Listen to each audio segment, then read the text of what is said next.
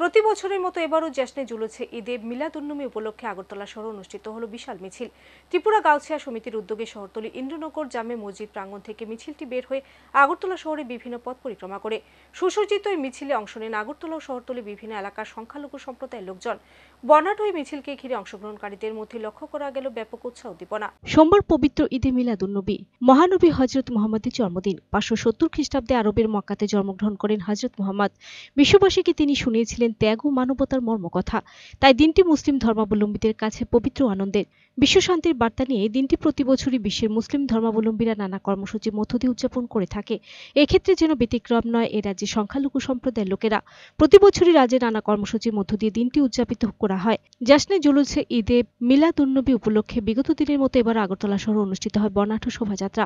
এদিন ত্রিপুরা গাউছিয়া সমিতির উদ্যোগে ইন্দ্রনগর গাউছিয়া জামে মসজিদ প্রাঙ্গণ থেকে বের হয় মিছিলটি।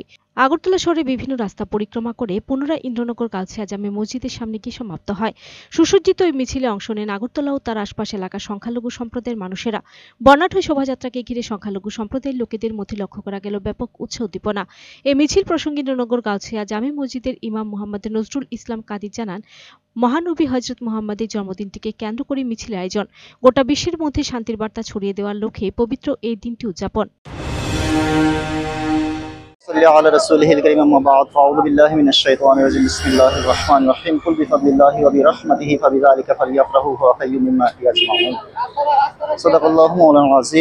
সর্বপ্রথম আজকের ত্রিপুরা গাউছিয়া সমিতির উদ্যোগে পবিত্র জশ্নে ঈদে মিলাদুন্নবী সাল্লাল্লাহু তাআলা আলাইহি ওয়া আলিহি ওয়াসাল্লাম উপলক্ষে এই শোভাযাত্রা র্যালির পক্ষ থেকে প্রত্যেককে জানাই আন্তরিক শুভেচ্ছা ও মোবারকবাদ।